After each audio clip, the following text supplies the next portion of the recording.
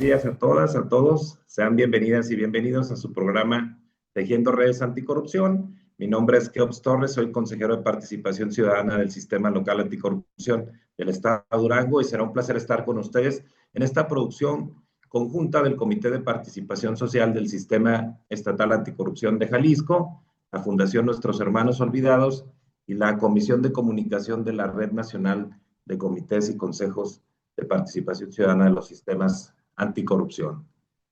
Las y los invito a seguirnos, interactuar y enviarnos sus preguntas a través de nuestras redes sociales que aparecerán en este momento en nuestra pantalla. Y me acompaña para conducir este programa mi estimada colega, presidenta del Comité de Participación Social del Sistema Estatal Anticorrupción del Estado de Jalisco, Neira Godoy. Además, en esta ocasión nos acompaña también la presidenta del Sistema Estatal Anticorrupción del Estado de Aguascalientes, la doctora Marcela López Serna, a quien le damos también la bienvenida. Y además, pues, para iniciar este programa del día de hoy, este importante programa del día de hoy, tenemos dos invitadas de lujo y le pediría a la querida Neira que nos lleve y nos diga de qué se trata este episodio número 162. Muchísimas gracias, estimado Keops, Marce, maestra Wina, maestra Dafne. Saludo con aprecio también igualmente a todas las personas que se concurren en esta sala y a quienes siguen la transmisión en tiempo real de este que es el episodio 162 de Tejiendo Redes Anticorrupción. Hoy invitarles, estimadas, estimados, que no se despeguen del programa. Si ustedes tienen alguna duda, como en el caso mexicano se conjuga el binomio de la educación intercultural con el género, este es el espacio en el que pueden aprenderlo, sobre todo de la experiencia que se está viviendo en el estado de Aguascalientes y las lecciones internacionales que se están aplicando en México. El día de hoy, este programa ha sido denominado Género como parte de la educación intercultural, y para hablar de ello está con nosotros la rectora de la Universidad Intercultural para la Igualdad del Estado de Aguascalientes, la maestra Wina Rosas Escutia, a quien les mandamos un fraterno saludo hasta su estado. Agradecemos su disposición por estar aquí con nosotros, y también nos acompaña la maestra economista especializada en análisis de datos y política pública, Dafne Viramontes Ornelas. Muchísimas gracias a ambas por estar con nosotros, con nosotras, y para poder presentarles debidamente les solicito a nuestra compañera Marcela que pueda dar lectura a la semblanza sucinta de esta gran trayectoria pública y profesional que tienen nuestras dos invitadas. Muy buenos días y seguimos aquí atentos al desarrollo del episodio 162. Muchas gracias. Bueno, pues me permito iniciar primero con la maestra Dafne. Ella es economista especializada en análisis de política pública, evaluación basada en evidencia y uso estratégico de datos oficiales para la interpretación de fenómenos económicos y sociales. Es maestra en métodos para el análisis de políticas públicas por el Centro de Investigación y Docencia Económicas, CIDE, y maestra en análisis estadístico y computación por el Centro de Investigaciones Matemáticas, CIMAT, donde obtuvo una especialidad en métodos estadísticos. Ella además es licenciada en Economía por la Universidad Autónoma de Aguascalientes. En el ámbito institucional se desempeña como subdirectora de normatividad estadística en el Instituto Nacional de Estadística y Geografía, INEGI, donde participa en la construcción y supervisión de lineamientos técnicos para el Sistema Nacional de Información Estadística y Geografía. Su trabajo le ha permitido comprender de primera mano la producción y calidad, así como el uso estratégico de los datos que alimentan el debate público en México. Ha colaborado con organismos nacionales e internacionales, entre ellos en una estancia de investigación en la Oficina de las Naciones Unidas contra la Droga y el Delito, 1DC, y la coordinación de un proyecto financiado por la Economic and Social Research Council de Reino Unido en colaboración con la Universidad de Aberdeen, el Colegio de Michoacán y el CIDE. Fue presidenta del Colegio de Economistas de Aguascalientes por el periodo 2022 a 2025, siendo la segunda mujer en ocupar ese cargo, desde donde impulsó una agenda de discusión pública basada en evidencia estadística y análisis técnico, promoviendo el diálogo entre academia, sector público y sector productivo.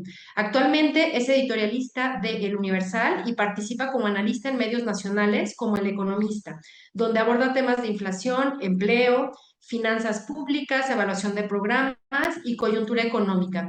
Su trabajo se distingue por articular el rigor metodológico con claridad pedagógica, contribuyendo al debate público informado sobre política económica y decisiones gubernamentales. Me permito pasar ahora con la maestra Wina Rosas Escutia, que es rectora de la Universidad Intercultural para la Igualdad, con más de 25 años de experiencia en el servicio público a nivel municipal, estatal y federal. Actualmente es rectora de la Universidad Intercultural para la Igualdad, un proyecto educativo único en su tipo que surge desde el reconocimiento de los derechos humanos y la no discriminación. Entre las instituciones en las que se ha desempeñado se encuentra el Instituto Aguascalentense de las Mujeres, en la función de secretaria ejecutiva, cargo que ha desempeñado en 2 ocasiones, lo que le ha permitido contribuir al diseño de la política pública estatal en materia de igualdad. Asimismo, fue consejera presidenta del Instituto Nacional de las Mujeres y forma parte de la organización Cultivando Género AC, una organización cuyos principales temas de incidencia son los derechos digitales, el derecho al cuidado como un derecho humano, el acoso y el hostigamiento sexual, tanto en ámbitos escolares como laborales. Cuenta con 2 competencias laborales con perspectiva de género para la capacitación presencial a servidoras y servidores públicos en y desde el enfoque de igualdad entre mujeres y hombres, así como en la asistencia vía telefónica a víctimas de violencia de género. Es enunciativo el currículum de ambas, no limitativo, porque la verdad es que tienen una gran experiencia y de verdad nos congratulamos de tenerlos el día de hoy con nosotros. Muchas gracias. Gracias, Marcela. Pues después de conocer su amplio currículum, su destacada trayectoria y su perfil profesional, vamos a continuar con la explicación de cómo vamos a llevar este programa, de la dinámica. Y para el mejor desarrollo de este programa lo vamos a dividir en 4 secciones. La primera será la interculturalidad, la segunda será la educación con perspectiva de interculturalidad, la tercera, el papel que el género tiene en la educación intercultural, y la cuarta, una reflexión de serie, pasado después a las preguntas y respuestas del amable público que nos sigue y que participa. Maestra Wina Rosas, contextualícenos un poco sobre qué es la interculturalidad, cómo podemos entender a qué alude y cuál sería un medio adecuado para integrarla como herramienta metodológica para la generación de trabajos. Muchas gracias. Muchas gracias a ustedes por la invitación. Me emociona mucho estar en este espacio y bueno, de especial manera agradezco la invitación directa de la doctora Marcela López Serna, que además es una persona que al igual que Dafne se han mantenido cercanas al proyecto.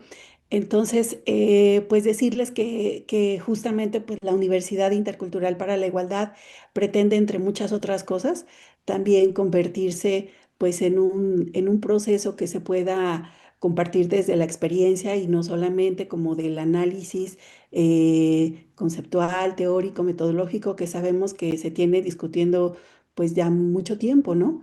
Y que a partir pues de todas esas reflexiones podemos pues tener algunas premisas de lo potente de la intención que busca, pero que verlo materializado en un proyecto, pues nos está dando también hallazgos muy importantes y que además también reafirman, ¿no? Esta intención justamente que marca la interculturalidad como un proceso que separa lo que en algún momento también se promovía como la multiculturalidad, ¿no? O sea, esta idea del reconocimiento entre nuestras diferencias, entre nuestros orígenes, entre nuestras pautas culturales en nuestras condiciones sociales, pero que no generaba pues un proceso de transformación o cuestionador con respecto a las jerarquías que en estas distintas identidades se ponen al centro. Entonces, digamos que pues sí, la diferencia más radical en estos 2 términos que nos permiten, pues eso, acercarnos al concepto para identificar en la práctica eso en qué se traduce, pues es solamente pues identificar, bueno, no solamente porque es algo bastante complejo, pero decir la multiculturalidad no es solamente el reconocimiento y además la crítica desde la interculturalidad es que tenía incluso como un matiz de folclorización, ¿no? De identificar incluso como algo que ya existió hace mucho tiempo y que entonces, y además también con una intención muchas veces de homogenización o de adaptación de aquellas personas que justamente pues tienen un bagaje cultural, sobre todo histórico, y que a partir de eso pues no se cuestionaban ni las intersecciones entre las personas ni las jerarquías, y entonces pues el resultado, digamos, era finalmente una intención de homogenizar, ¿no? De homogenizar y de además tener como una idea de modernidad, de desarrollo, pues justamente basada en esa jerarquización de a qué le das valor y a qué no le das valor, ¿no? Y entonces en el caso de la interculturalidad, pues justamente la postura es cuestionar esas jerarquías y a partir de eso, pues cómo generar un proceso de reconocimiento, pero también de convivencia. Digamos que el desafío más importante que tiene la interculturalidad es que eso se traduzca, cómo se traduce, cómo se facilita, cómo se acompaña y cómo se vive en la convivencia entre personas, ¿no? Y creo que además también una gran aportación de este término de interculturalidad, pues es que, pues no, digamos, plantea algo que es obvio, pero que mucho tiempo no estaba como tan presente, de que las personas somos diversas, ¿no? Y que la meta no es la homogenización, sino reconocer esa, esa diversidad y a partir de esa diversidad identificar que hay mecanismos sociales que por años históricamente hemos construido de exclusión y a partir de eso, pues cuáles son las consecuencias en las personas. Entonces, digamos que yo colocaría en primer momento, pues esas reflexiones iniciales sobre el término de interculturalidad, que además, pues hay otro que también se ha ido construyendo recientemente a partir de ese primer abordaje y que es la interculturalidad crítica, justamente pues que rebasa ya no solamente la idea de pueblos originarios, como originalmente surgió tanto la multiculturalidad como la interculturalidad, sino que también remite a otras condiciones y a otros contextos. Y remarco eso porque justamente es en el contexto en el que se desenvuelve y surge la Universidad Intercultural para la Igualdad. La Universidad Intercultural para la Igualdad, entre otras cosas, se distingue por ser la primera universidad intercultural que sale de los contextos en donde hay predominancia de pueblos originarios. Ya las universidades interculturales tienen más de 20 años existiendo en nuestro país, pero predominantemente, pues a excepción de la Intercultural para la Igualdad, están ubicadas en territorios con población predominantemente indígena. Y en nuestro caso, pues es justamente parte de esa reflexión que también se ha dado institucionalmente, que surge la Universidad Intercultural para la Igualdad, abrazando otras condiciones también de desventaja. Muchas gracias, maestra, por este primer acercamiento al concepto que evidentemente complejo, especialmente para quienes no estamos muy familiarizados con él, pero que poco a poco iremos entendiendo. Y ahora entonces pasaríamos con la maestra Dafne Viramontes. Maestra, centrándonos un poco más sobre el objeto de la interculturalidad y cómo abona en la construcción de entornos donde prime la igualdad y no la discriminación. Gracias. Bueno, igualmente, en primer lugar, pues quiero agradecer a todas las personas que hicieron posible este evento, a Tejiendo Redes Anticorrupción.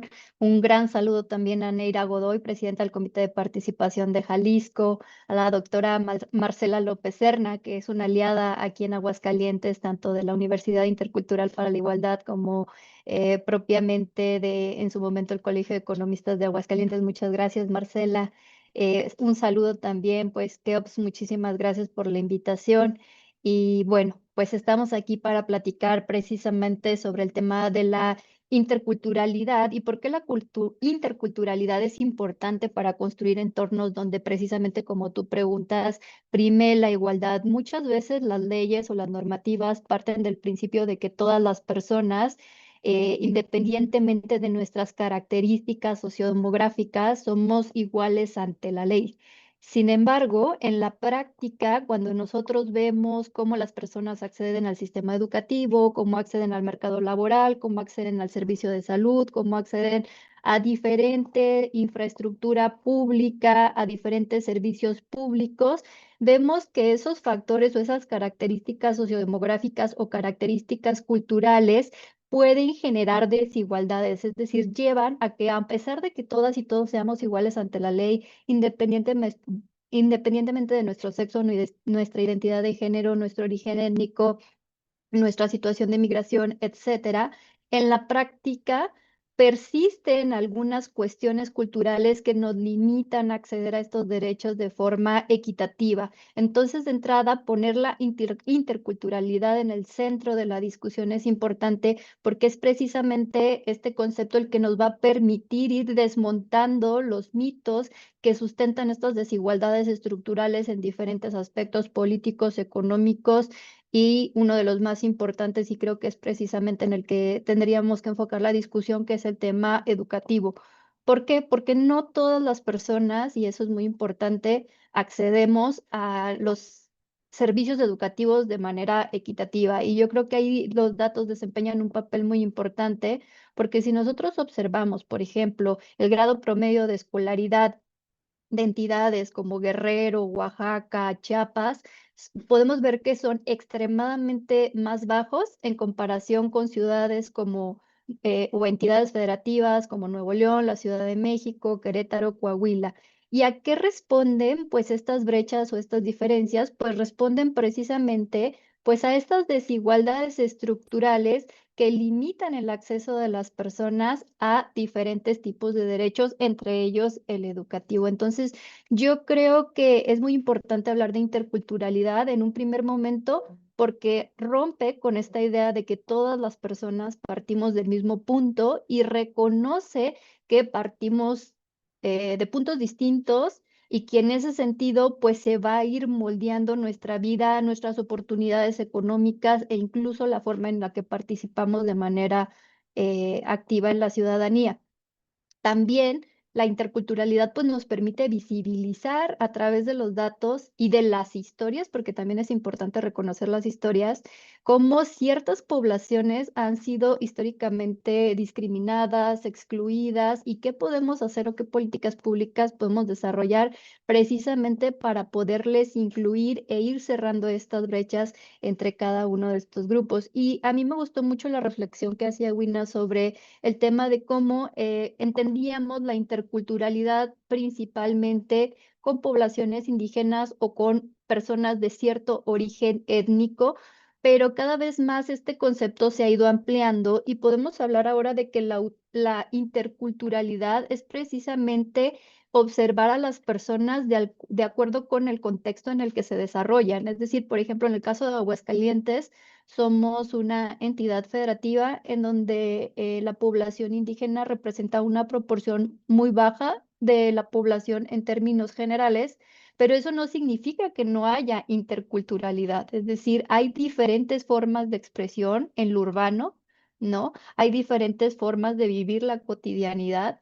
No es lo mismo una mujer que vive en un contexto de precarización, que tiene hijos o hijas a su cargo, que un hombre que vive en la ciudad capital, que tiene solamente un hijo o que no tiene hijos, que tuvo acceso a educación. Y entonces todos esos factores culturales van moldeando la vida de las personas, tanto en un aspecto económico como en otro tipo de aspectos psicológicos, sociales, etcétera.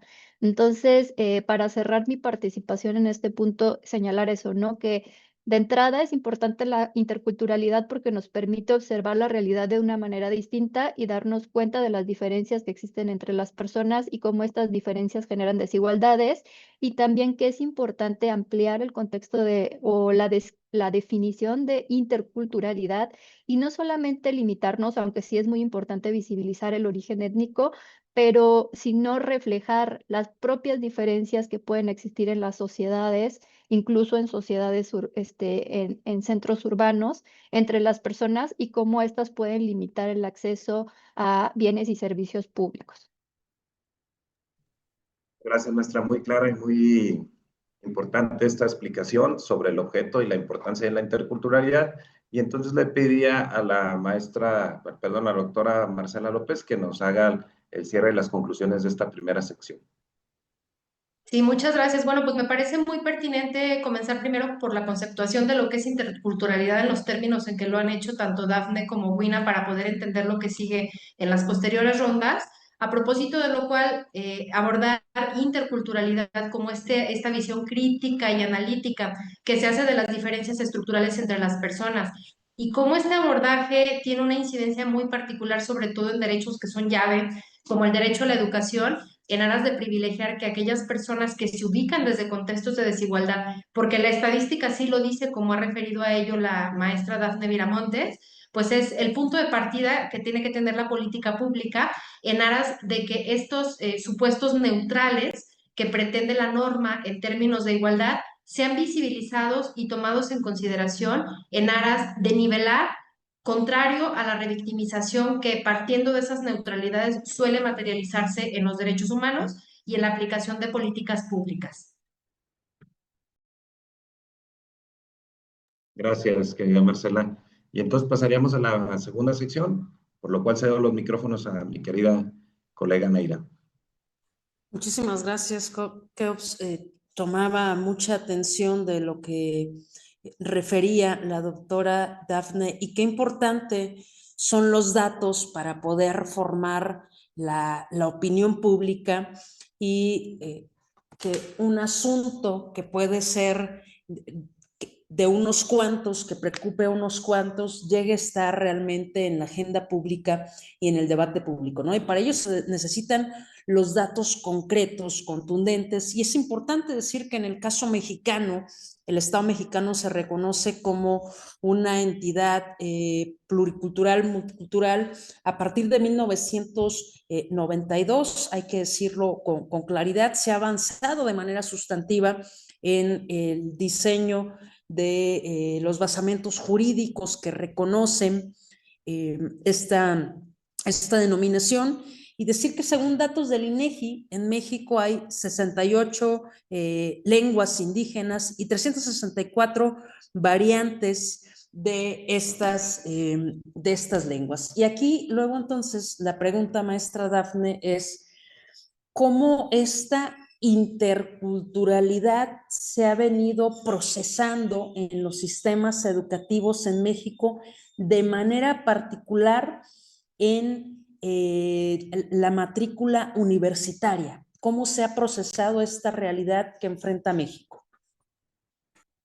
Bueno, en realidad creo que ha sido un proceso bastante complejo en donde en un primer momento en materia educativa lo que se ha buscado es incorporar, digamos, un sistema educativo público que además reconozca que existen diferencias culturales entre las personas que están accediendo a ese sistema.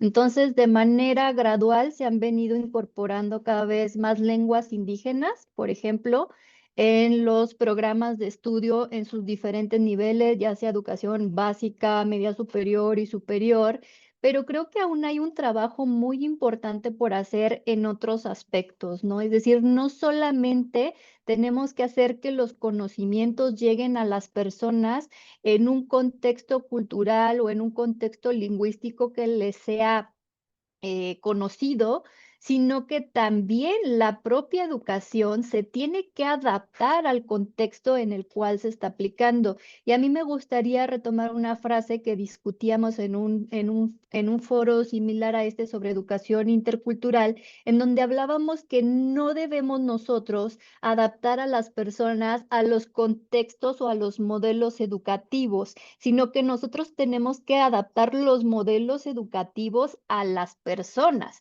Es decir, nosotros no tenemos una cajita en donde todos tenemos que entrar y quienes no entren porque a lo mejor no caben en esa cajita o porque no llegaron a esa cajita, queden excluidos. No, al contrario, nosotros tenemos que construir, y perdón que esté utilizando esta analogía, una caja o tenemos que construir un esquema que pueda incluir a todos los tipos de personas. Y Ahí me parece muy importante el tema también de la perspectiva de género, porque al momento de construir esos esquemas educativos, que creo que es un esfuerzo que, por ejemplo, se está haciendo aquí en el caso de Aguascalientes, no solamente se tiene que visibilizar, aunque sí es muy importante el tema del origen étnico y el tema cultural, pero también se tiene que considerar la desigualdad que existe entre mujeres y hombres, o lo que se le conoce como la perspectiva de género. Es decir, incluso dentro de un grupo de mujeres hay mujeres y que tenemos ciertos privilegios con respecto a otras mujeres, ¿no? Por ejemplo, las mujeres que vivimos en contextos urbanos, que accedemos a educación, que no tenemos hijos, vamos a tener más posibilidades de entrar a una universidad que tal vez una mujer indígena que vive en una zona rural, que tiene 3 o 4 hijos, porque precisamente el modelo educativo está diseñado para cierto tipo de poblaciones. Entonces es ahí donde es muy importante tratar de moldear, tratar de adaptar estos sistemas educativos a las necesidades de las personas. Se ha avanzado bastante en la materia. De hecho, si nosotros analizamos los datos, podemos ver que, por ejemplo, los niveles de escolaridad entre mujeres y hombres, sobre todo entre niños y niñas, se han cerrado de manera importante.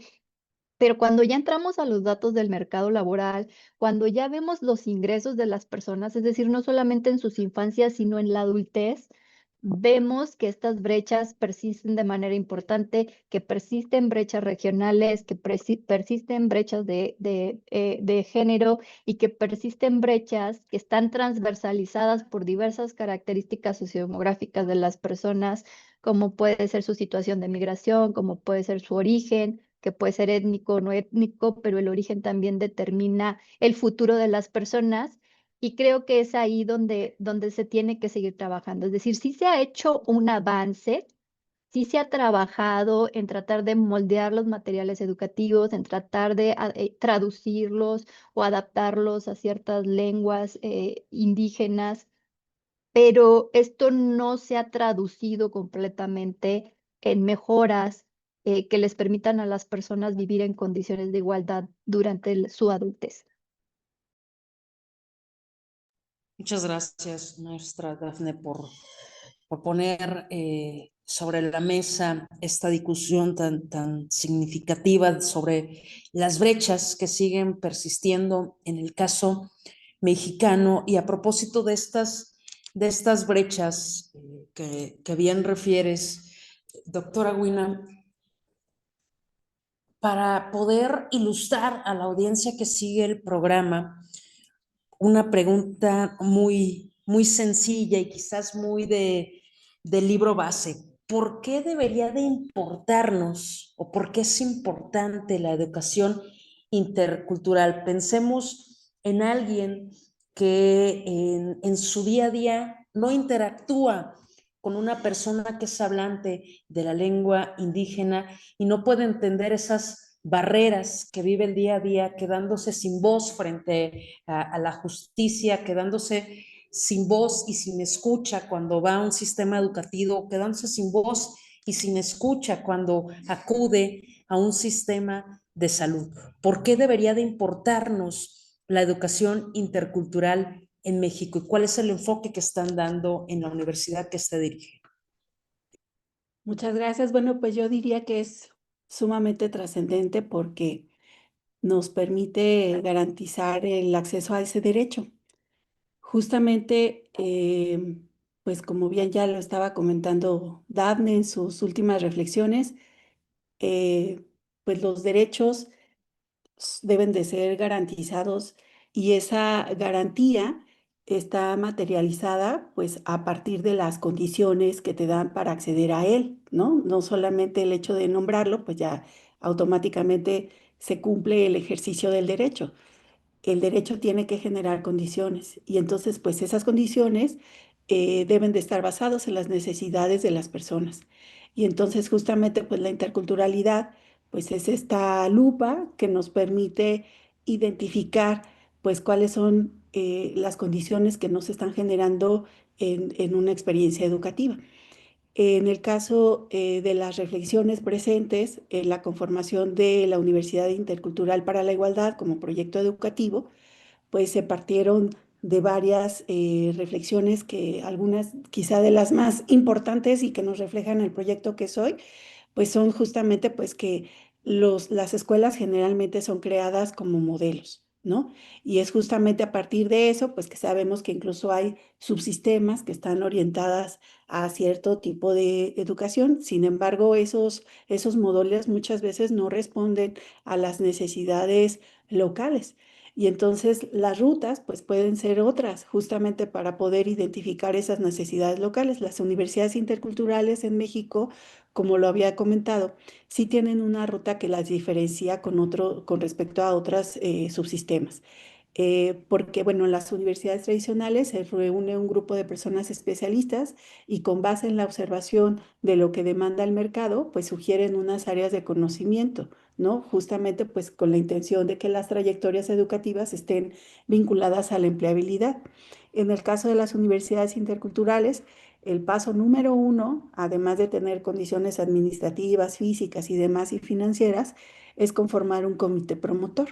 Ese comité promotor en las universidades interculturales del resto del país están conformadas por autoridades indígenas. En nuestro caso, fue un comité conformado por organizaciones de la sociedad civil, que sabemos que finalmente son grupos colectivos de personas que son cercanas a las problemáticas, ¿no? Y que justamente por eso van incidiendo en la agenda pública a partir de las demandas. Y entonces la primera misión que tienen estos comités promotores es conformar un diagnóstico participativo que implica la cercanía con las comunidades para identificar sus necesidades y a partir de eso crear una ruta inicial que después pasa por otras etapas en las que sí se discute con otras personas especialistas, con otros sectores de la población que son importantes justamente para ampliar la discusión, pero de origen tiene ese reconocimiento de las condiciones locales, ¿no? Y a este nivel de localidad de quienes se piensan que podrían llegar a proyectos educativos como esto. Hay algo que también, digamos, como que cambia el paradigma desde el contexto de las universidades interculturales, porque hay un énfasis importante en identificar y dejar de reproducir jerarquías culturales. Entonces es una observación constante que justamente pues coloca y digamos privilegia condiciones de horizontalidad en prácticas cotidianas, ¿no? Desde donde se coloca una persona que va a impartir una charla, cuál es el nivel de interacción que va a tener con las y los estudiantes. Incluso se les nombra estudiantes, no se les nombra alumnas o alumnos, justamente como una práctica que nos permita situar un rol distinto con respecto a aquellas personas que van a compartir conocimiento a el entorno de una universidad intercultural.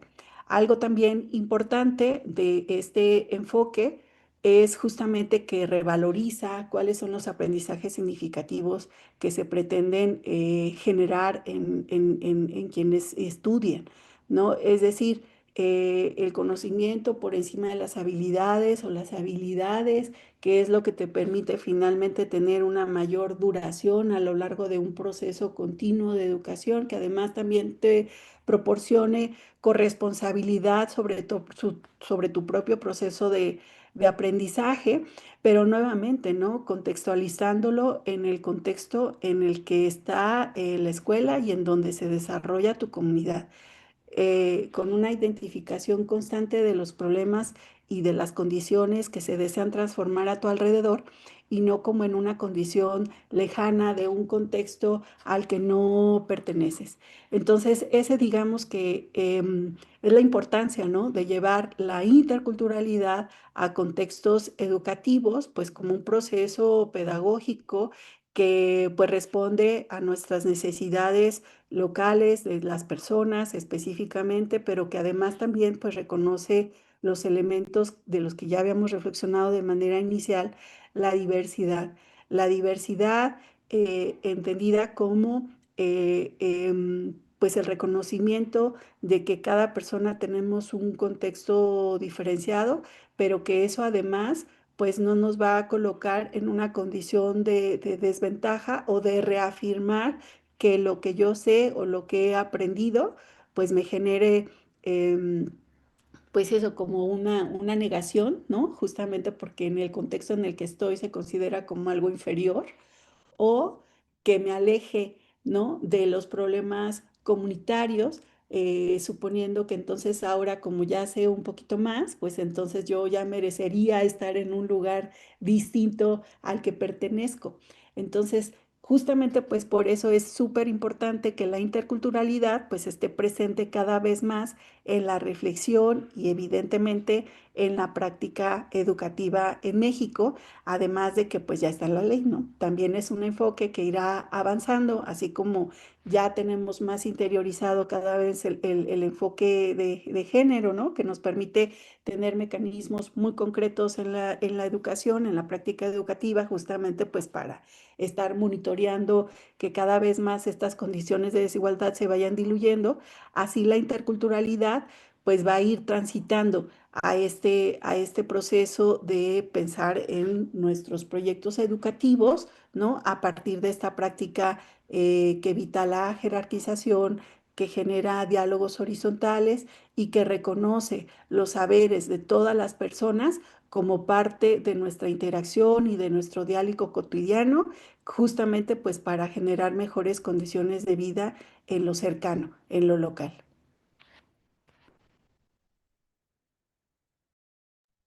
Gracias, rectora, por las atinadas reflexiones y para irnos a la tercera sección, antes de irnos, nos viene a la tercera sección, estimada Marce, te escuchamos con las reflexiones.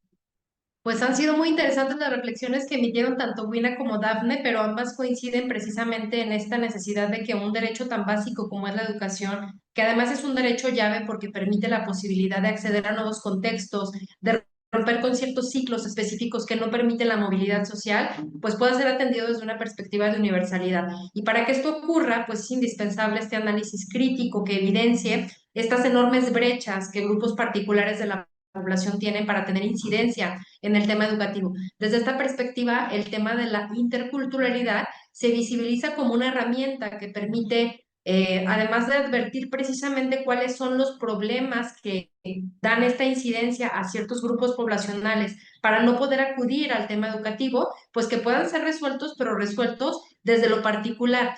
Cuando hablamos de normas, pensamos que las normas desde la visión teórica son generales, son impersonales, son abstractas, pero al momento de analizar sustantivamente la posibilidad de su aplicación y el beneficio que los derechos humanos tienen que tener en las personas, advertimos que hay estos sesgos, estos géneros que se evidencian más particularmente hacia ciertas personas, hacia ciertos grupos poblacionales y que en nuestro país pues no nos dejan mentir que tienen mucho que ver con la cuestión social, pero también con la cuestión de género, pero también con la cuestión de pertenencia a alguna etnia indígena.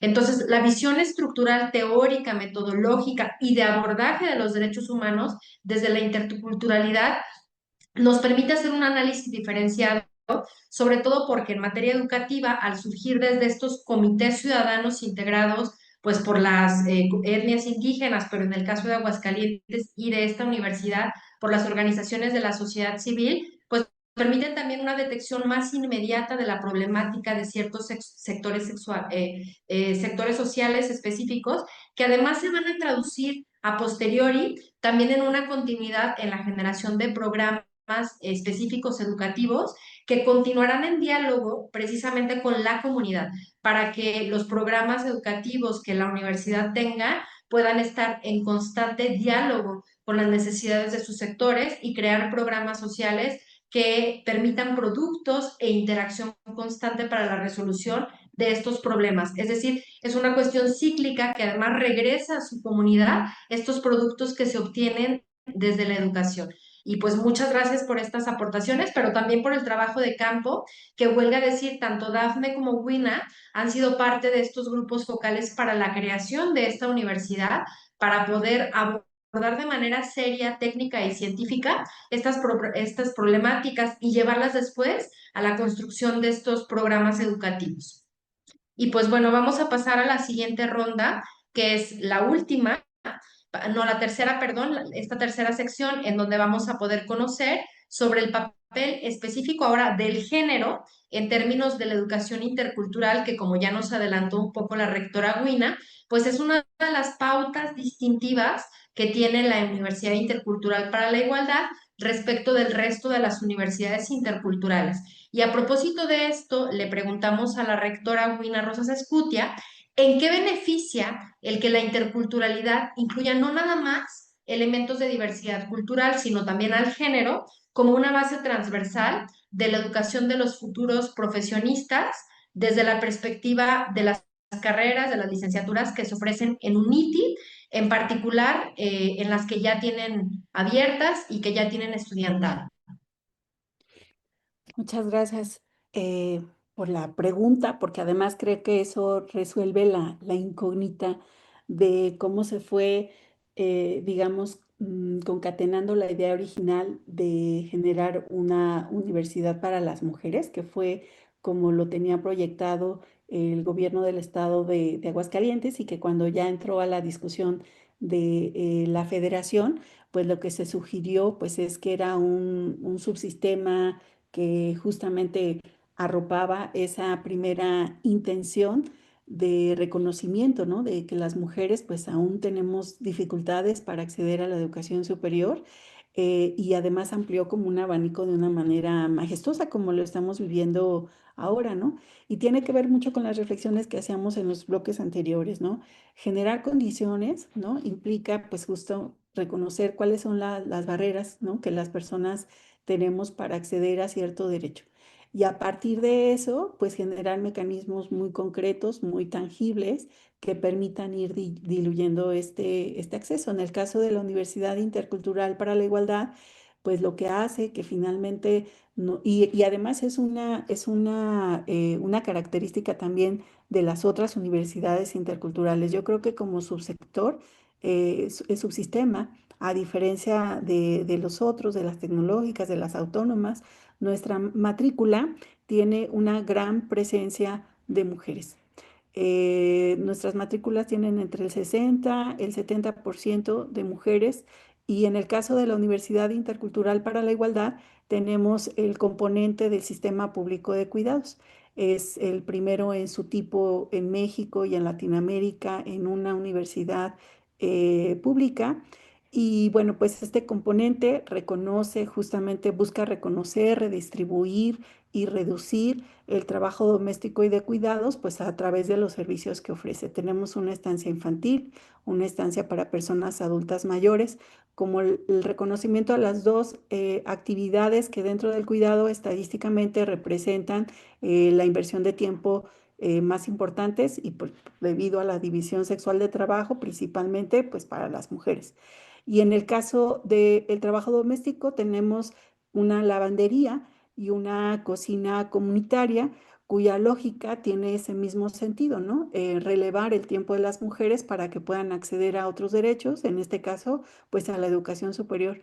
Y ese componente en sí mismo, pues renueva nuevamente, pues lo que la teoría dice, ¿verdad? Las condiciones, generar condiciones de acceso, pues hace que nuestra matrícula, el 70% sean mujeres, y de ese 70%, el 60% sean jefas de familia, lo que justamente permite nuevamente tener una diversidad importante de personas, a diferencia de las universidades tradicionales, en donde pues generalmente tú esperas encontrar, y así es la realidad, personas recién salidas de bachillerato, ¿no?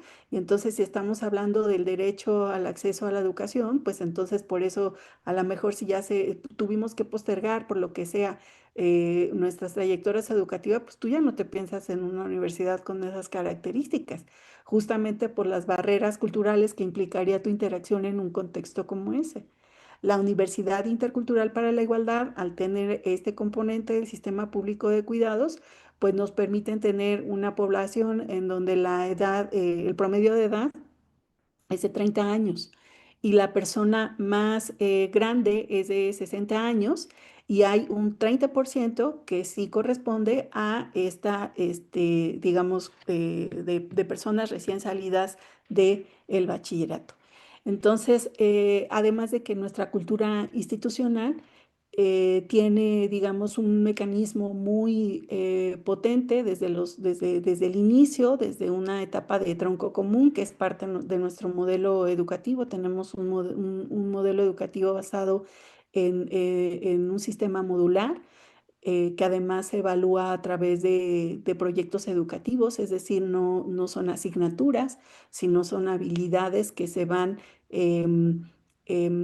haciendo tangibles en la elaboración de un proyecto que además se debe de hacer de manera colectiva y eso tiene un gran peso en la formación. No se valen proyectos individuales, tienen que ser proyectos de manera colectiva, justamente porque, otra vez hablando de los aprendizajes significativos, lo que se le pretende dar mayor valor es a las herramientas actitudinales, conductuales que tenemos las personas para convivir y para generar diálogos y para generar incluso alternativas de solución, porque finalmente a eso están orientados los proyectos.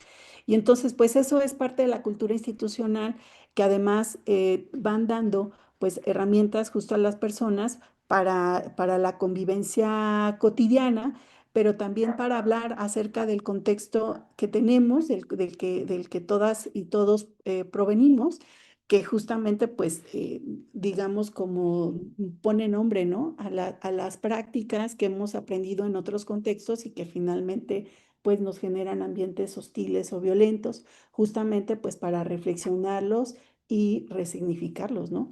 Y evitar esa reproducción.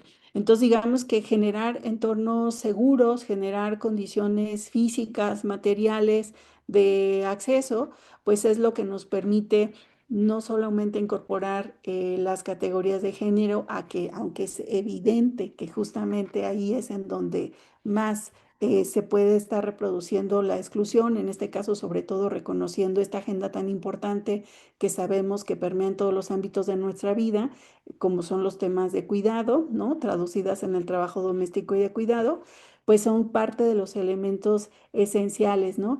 Y además, pues a mí me gustaría también comentar que la universidad tiene un proceso que además ya estamos documentando justamente para poderlo compartir y reafirmar a través de esta experiencia empírica lo importante que las instituciones, la importancia, ¿no? De que las instituciones educativas abracemos estos procesos, que el reconocimiento de nuestros contextos también debe de ser una práctica eso, documentada y con una ruta sistemática de cómo se van acompañando las trayectorias educativas, ¿no? Es decir, se tiene que contar con información estadística de cuál es el perfil de nuestras y de nuestros estudiantes, evidentemente con todos los enfoques que acabamos de discutir en la sesión, pero que también se tienen que contextualizar prácticamente de manera cotidiana, ¿no? Y eso nos va a permitir además también atender condiciones de riesgo de deserción que finalmente siempre están presentes, como las amenazas en cualquier proyecto educativo, pero que muchas veces se atienden a destiempo, ¿no? Se atienden ya una vez que sucedió y entonces eso también forma parte de incorporar la interculturalidad en la educación, no solamente poner en el centro los indicadores, sino contextualizar, ¿no? Las condiciones e insisto, ¿no? De manera anticipada, generando mecanismos cercanos de identificación de riesgos, justamente pues para abrazar y acompañar que estas trayectorias educativas pues no sean interrumpidas. Entonces, pues eso es lo que les podemos compartir desde la Universidad Intercultural para la Igualdad. Muchas gracias, maestra Wina. Y a ver, bueno, pues hablando de estadísticas, hablando de números y aprovechándonos de tu experiencia, Dafne, como experta en estadística, si tuviéramos que hacer una radiografía en materia de igualdad, ¿cómo crees que abona la educación intercultural con perspectiva de género en modificar esa imagen? Quizás haciendo un análisis un poco más prospectivo. ¿Cuál crees que sería el cambio que podríamos esperar que se genere a propósito de esta política pública, desde la premisa de que es una acción afirmativa, ¿no? Sí, muchísimas gracias, Marcela. Y justo esta pregunta a mí me hizo reflexionar bastante y si me permiten quisiera compartirles, si hay esta posibilidad rápidamente, una de las gráficas que para mí es una fotografía precisamente de cómo los datos pueden reflejar el tema de la perspectiva de género desde un enfoque interseccional y que, bueno, precisamente es el reflejo de si existe o no una educación intercultural en nuestro país. Esta gráfica que les estoy compartiendo es una gráfica que realiza el INEGI en la Encuesta Nacional de Ingresos y Gastos de los Hogares. Si no la ven, la hago un poquito más grande. En donde se estima cuál es el ingreso promedio trimestral monetario por características étnicas según el sexo y el año de levantamiento. Y a mí pues me gustaría, si les parece bien, como que centrarme en algunas cuestiones específicas de este cuadro que están aquí observando. De entrada, si nosotros, por ejemplo, tacháramos, o sea, si nosotros no desagregáramos la información por sexo, es decir, que no tuviéramos esta parte, centrándonos únicamente en los datos más recientes, veríamos pues solamente que el promedio de ingreso es de 24,414 pesos trimestrales. Entonces, esa información nos dice muy poco, ¿no? A lo mejor si la comparamos con la del año 2016, podríamos decir subió y podría incluso interpretarse como algo bueno. Pero cuando nosotros empezamos a observar esta información, incorporando si la persona se considera indígena o habla una lengua indígena, y además incorporando si se identifica como mujer o como hombre, podemos ver que, por ejemplo, un hombre que no se considera indígena ni habla una lengua indígena, tiene un ingreso de casi 32,000 pesos trimestrales, mientras que una mujer que sí se considera indígena o habla una lengua indígena, tiene un ingreso que es aproximadamente una tercera parte, ¿no? De lo que es el ingreso del hombre, es 13,905. Y si todavía nos vamos más profundo, podemos observar que, por ejemplo, aquellas mujeres que únicamente hablan alguna lengua indígena son quienes tienen el ingreso más bajo. Entonces, ¿a qué voy con todo esto? Que finalmente los factores culturales que se pueden insertar en los esquemas educativos desde las infancias al no hacerse, comienzan a reproducir desigualdades a lo largo de la vida de las personas. Es decir, no se limita al esquema educativo, sino que también va más allá y va a los mercados laborales, va a los esquemas de violencia dentro de los hogares, va a los sistemas de pobreza en la adultez mayor. Pero todo inicia precisamente desde las infancias y de qué tanto se incorpora este enfoque. Se incorpora este enfoque de la interculturalidad en los sistemas educativos. Entonces, en la medida que nosotros tengamos sistemas educativos que sean más diversos, que sean más incluyentes, que reconozcan las diferencias culturales de las personas y que se adapten a estas diferencias culturales, pero que también se adapten a las diferencias de género, como puede ser, pues, lo que ya comentaba Wina de la distribución del trabajo doméstico no remunerado entre mujeres y hombres y cómo eso puede ser una limitación para continuar con los estudios. En la medida que se atienda a eso desde un enfoque intercultural, podremos ver cómo esta fotografía que les presentaba hace un momento se va a ir modificando. Y esas diferencias en donde vemos que el ingreso de un hombre no indígena eh, que no habla ninguna lengua indígena es casi el triple de una mujer que habla una lengua indígena, se van a ir cerrando. Entonces es por eso que son muy importantes estos modelos y es muy importante que se sigan generando datos con este nivel de desagregación, no solamente por la condición de habla de alguna lengua indígena, también se pueden incorporar otros factores como la diversidad sexogenérica, la condición de migración, si la persona es una persona con discapacidad, qué tipo de discapacidad tiene, y entonces moldear esquemas educativos que se adapten a sus necesidades. Y también quisiera retomar, nada más ya para cerrar esta pregunta, un punto que ponía sobre la mesa Wina, cómo muchas veces estos programas educativos responden a las propias necesidades del mercado. Entonces, y voy a poner de ejemplo el caso de Aguascalientes. En Aguascalientes hay una industria automotriz creciente que, digamos, representa un porcentaje importante del Producto Interno Bruto de la economía de la entidad.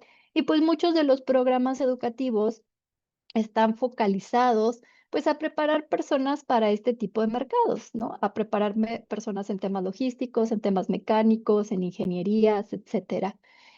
Pero también estos esquemas son muy excluyentes con las mujeres, ¿no? Porque hay poca participación de mujeres en el sector automotriz, porque el cambio de turnos dificulta que puedan compaginar el trabajo doméstico no remunerado con su trabajo en el mercado laboral.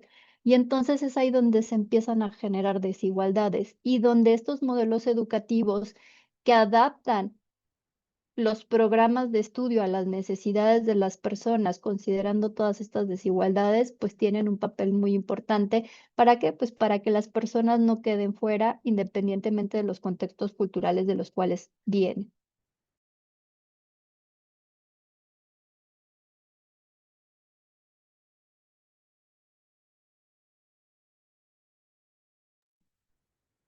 Muchas gracias, maestra.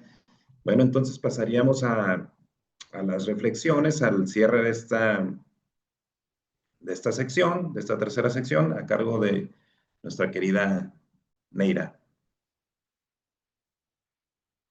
Muchas gracias, que os va a ser cuestión de un minuto. Digo, agradecer de entrada la exposición magnífica que nos están dando, porque no nos hablan en abstracto, nos hablan de un proyecto que es vivo en un estado próspero, un estado con una economía vigorosa y que vive una paradoja muy singular, como bien lo registraba la rectora. No es un estado de la República Mexicana que particularmente pinte en su porcentaje de personas mayores de 3 años que hablen una lengua indígena o que sean parte de una comunidad indígena. Por lo tanto, tendrá que llamarnos a nosotros poderosamente la atención cómo es que se ha conformado este proyecto, cuáles son las primeras semillas que está sembrando y aquellas entidades federativas, como en el caso de Jalisco, como en el caso de Chiapas, como en el caso de Oaxaca, Sonora, Guerrero, que tienen una población indígena considerable, tendríamos que voltear a ver qué es lo que están haciendo bien en Aguascalientes, cómo están cruzando la educación intercultural y cómo la escuela, la Universidad Intercultural para la Igualdad está siendo, además de un espacio formativo, siendo un espacio seguro, siendo un espacio que brinda una red de apoyo y que tiene un propósito muy significativo. Además de lograr esa movilidad social que nos enfatizaba Marcela, lograr la plena integración de las mujeres que hablan una lengua indígena en la economía social y que tengan una voz real en las dinámicas sociales y culturales de su entorno inmediato. Yo hasta aquí me quedaría para que siguiéramos a la siguiente sección y escuchar las reflexiones de cierre de nuestras invitadas. Gracias. Gracias, querida Neira. Pasaríamos entonces a las reflexiones finales, agradeciéndoles desde luego su participación a las dos invitadas de lujo. Y en esta sección queremos conocer sobre la experiencia de nuestras invitadas en la participación ciudadana para la creación de contextos donde primen la igualdad, la discriminación y el respeto a los derechos humanos. A ambas les preguntaría y le pediría a la maestra Huina que nos contestara qué expectativas o efectos advierten que pueda traer consigo la implementación de estos nuevos modelos educativos interculturales, sobre todo en las realidades de personas concretas, de grupos poblacionales específicos que históricamente han permanecido en los márgenes del bienestar y cómo ha sido su experiencia en la promoción de esos espacios. Iniciaríamos con la maestra Huina.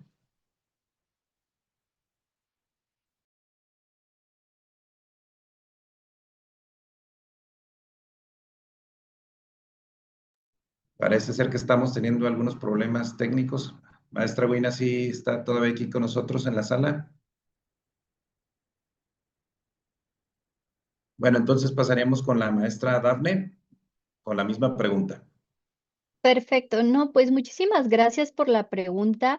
Si bien, digamos, yo no participo en un proyecto específico de fomento a la educación intercultural. Sí he tenido la oportunidad de acompañar este proyecto de la Universidad Intercultural para la Igualdad y me ha sorprendido bastante algunas prácticas y algunas técnicas que utilizan para deconstruir la forma en que nosotros observamos la educación. Por ejemplo, ya lo platicaba Wina, en alguna ocasión se nos invitó a un panel, pero en ese panel tanto las personas estudiantes como las personas invitadas estábamos sentadas en una misma mesa y estábamos conversando y a través de esa conversación estábamos construyendo conocimiento, es decir, el conocimiento no solamente viene de arriba hacia abajo, sino que se puede construir de manera horizontal. Y una reflexión final que a mí me gustaría poner sobre la mesa, y sobre todo porque ahorita estamos en el marco de los comités de participación ciudadana en materia anticorrupción, es qué papel desempeña la educación intercultural o la interculturalidad en materia anticorrupción, porque podrían sonar como dos temas separados, dos temas diferentes. Sin embargo, no es así. O sea, nosotros podemos observar en la práctica cómo cuando las personas con, digamos, culturas no hegemónicas acceden a sistemas públicos, pueden enfrentarse a barreras, por ejemplo, barreras culturales, barreras lingüísticas, barreras de género. Si yo voy a ir a levantar una denuncia por una situación que viví de robo, de violencia, el hecho de que en el Ministerio Público, la Fiscalía, perdón, no conozcan el lenguaje en el que yo estoy comunicándome o que las prácticas culturales que para mí son importantes no estén reconocidas dentro de esas prácticas, pues entonces eso también empieza a generar exclusión de las poblaciones, ¿no? Exclusiones no solamente lingüísticas, sino que también pues de acceso a sus derechos. Eso por un lado. Entonces, que reconocer que los sistemas anticorrupción también tienen que incorporar la interculturalidad porque es precisamente a través de incorporarla que vamos a cerrar las barreras y las brechas de acceso para ciertas poblaciones, pero también aprender de esas poblaciones.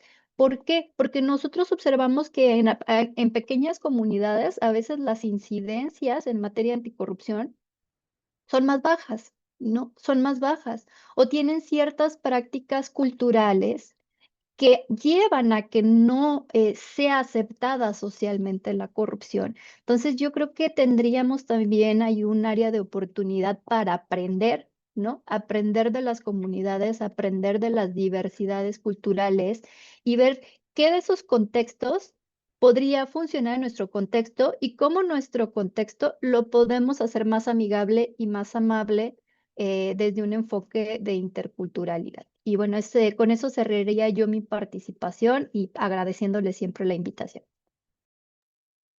Gracias, maestra Dafne. Al parecer ya tenemos de nueva cuenta aquí a la maestra Wina para que también nos dé su reflexión final con la pregunta ya hecha. Adelante, maestra. Muchas gracias. Bueno, pues antes que nada, agradecer de verdad la invitación.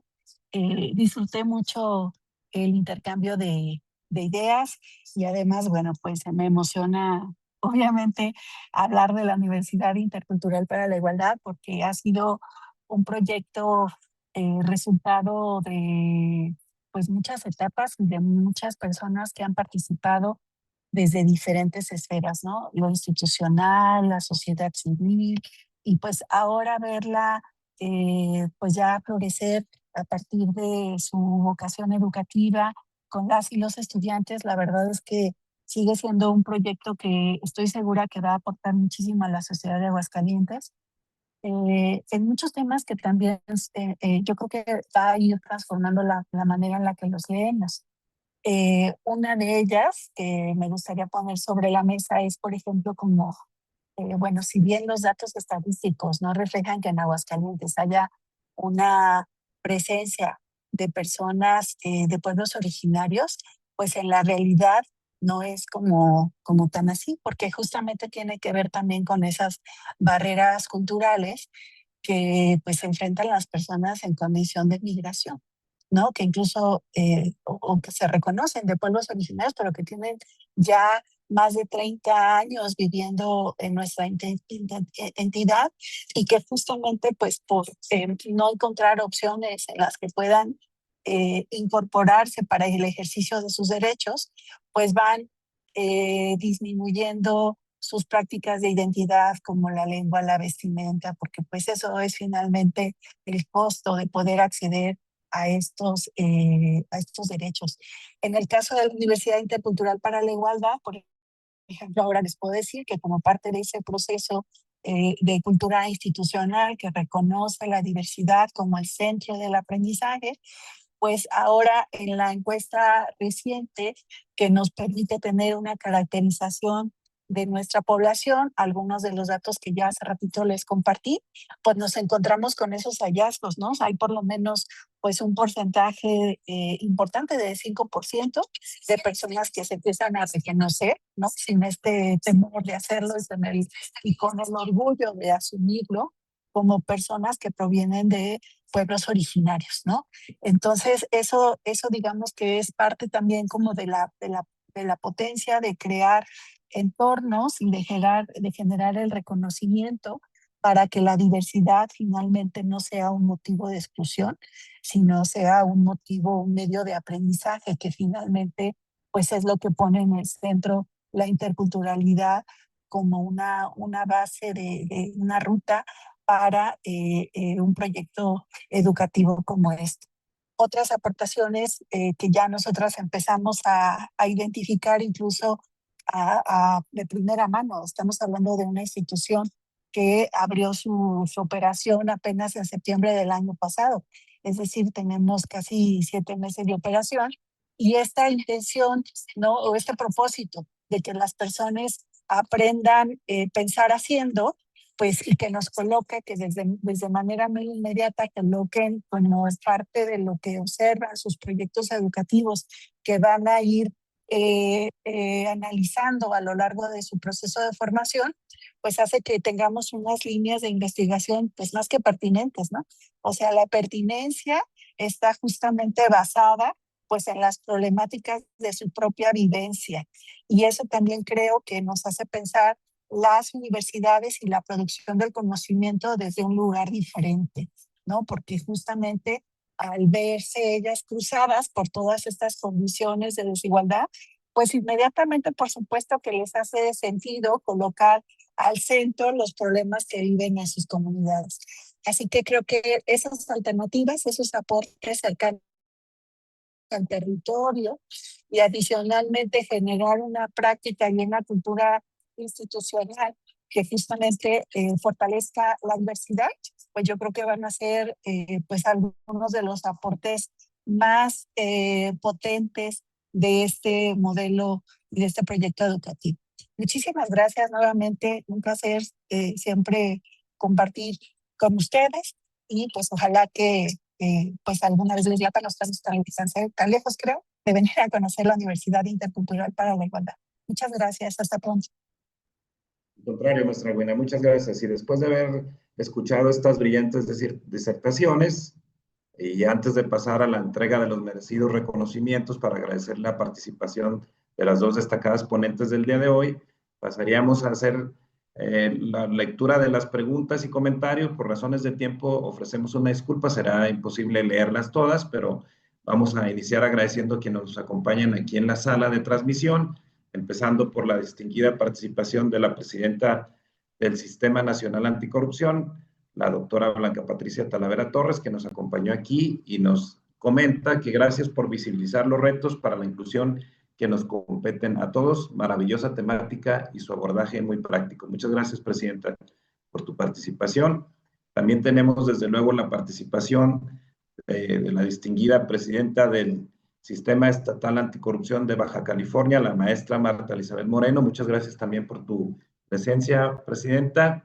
Tenemos la presencia del maestro Sergio Villarreal Nogales, integrante del Comité de Participación Ciudadana del Sistema Estatal Anticorrupción de Baja California Sur, quien siempre nos acompaña. Muchas gracias, Sergio. Y tenemos también la presencia de Denise Guerrero Vargas, de la Unidad de Transparencia de San Diego de Alejandría. Saludos, bonito día. Al contrario, muchas gracias por tu presencia y bonito día. Tenemos también la presencia de Patricia Campos Alfaro, Procuradora de la Defensa del Trabajo del Estado de Jalisco. Muchas gracias, Patricia, por tu participación, por tu presencia. La maestra Judith Cerratos Castañeda, auxiliar de la Hacienda del municipio de Autlán de Navarro, Jalisco. Saludos hasta la bonita tierra de Jalisco. Autlán, no tengo el placer de conocerlo. Y tenemos también la presencia del licenciado Jorge Arceo Gutiérrez, responsable del órgano interno de control del municipio de San Martín de Bolaños, Jalisco. Saludos. Saludos, Jorge, gracias por tu participación. Tenemos también al órgano interno de control de Huejuquilla del Alto. Y bueno, pues a todos, muchas gracias por su presencia, por su participación. Tenemos también a Miguel Rivera Espinosa, que dice que nos manda saludos desde la Contraloría de Atemajac de Brizuela. Saludos. Mari Bo Estrada del CPC Axapusco. Gracias, Mari. Aarón Durán, saludos desde la Sindicatura de Zapotitlán de Vadillo. Saludos hasta Zapotitlán de Vadillo, Aarón. Gracias. Y Gabriela MDC, gracias por compartir tan interesantes reflexiones y la implementación de estos programas interculturales. Espero tengan oportunidad de compartir si en el proyecto educativo se considera a las comunidades de sordos con programas o intérpretes de lengua de señas mexicanas. Si alguno de ustedes quiere contestar, adelante. Bueno, eso nuevamente, digamos que nos lleva a entender la interculturalidad como un enfoque que justamente pues va respondiendo a las necesidades, ¿no? En nuestra matrícula, por ejemplo, actualmente tenemos 3 personas que tienen una condición de autismo. Y entonces, a partir justamente de esa identificación y reconocimiento, pues hemos hecho cambios en la práctica educativa. Entonces, cada vez que se incorporen, ¿no? Justamente personas a las que haya que generarles algún tipo de condición específica, justamente pues porque la aspiración pues es tan inspiradora, pero también tan retadora como que nadie se quede atrás y nadie se quede fuera, ¿no? Y es la escuela la que tiene que adaptarse, ¿no? Y garantizar el acceso a la educación, generando condiciones. Entonces, en algún momento también hemos ido justamente proyectando diferentes escenarios. El proyecto incluso, como siempre, es una discusión que ha estado al frente arquitectónicamente en nuestras primeras etapas del edificio que tenemos ahora. También hay condiciones de accesibilidad que irán perfeccionándose o que irán creciendo en función, pues justamente de que las personas se puedan incorporar, ¿no? Entonces es como digamos, el aporte que también hace el enfoque de interculturalidad en la educación. Muchas gracias. Al contrario, maestra, gracias. Pues ahí está la respuesta por Gabriela MDC. Muchas gracias por tu pregunta. Y bueno, entonces pasaríamos a la entrega de los reconocimientos y le voy a pedir a la querida doctora Marcela que nos haga el honor de entregar estos merecidos reconocimientos para nuestras participantes. Pues muchas gracias. Me permito dar lectura del reconocimiento que les vamos a entregar a nuestras 2 invitadas, el cual dice Comité de Participación Social de Jalisco, Comisión de la Red Nacional CPC de Comunicación, así como la Fundación Hermanos Olvidados. Otorgan el presente reconocimiento a la maestra Guina Rosas Escutia, rectora de la Universidad Intercultural para la Igualdad, por su participación en el programa Tejiendo Redes Anticorrupción con el tema El Género como parte de la educación intercultural a los 25 días de marzo de 2026 y firman la maestra Neira Josefa Godoy Rodríguez, presidenta del Comité de Participación Social del Sistema Estatal Anticorrupción de Jalisco, así como el maestro Keops Gibran Torres Hernández, presidente de la Comisión de Comunicación de la Red Nacional de CPCs, y la maestra Reina Miguel Santillán, directora de la Fundación Nuestros Hermanos Olvidados. El mismo texto tiene el reconocimiento que le vamos a entregar también a la maestra Dafne Giselle Viramontes Ornelas, economista especializada en análisis de datos y políticas públicas. Y pues les agradecemos muchísimo a las 2 su participación. La verdad es que honraron mucho este espacio con sus conocimientos, pero sobre todo con su compromiso que día a día tienen desde los espacios en los que se desenvuelven para conseguir condiciones de igualdad para las personas y pues en particular un agradecimiento desde los sistemas anticorrupción por ser aliadas en Aguascalientes, pero ahora también en lo nacional. Muchas gracias a todas las personas que se conectaron también y por supuesto invitarles a que no se pierdan las siguientes emisiones del programa Tejiendo Redes Anticorrupción, que de manera oportuna ponen sobre la mesa temáticas diversas que abonan a la construcción de entornos más igualitarios en los que prime la ética, la integridad y el combate a la corrupción. Gracias a todos. Nos vemos en el episodio 163. Saludos al Contralor Antonio Muchísimas Navarro de gracias. Navarca, Jalisco. Saludos a todos.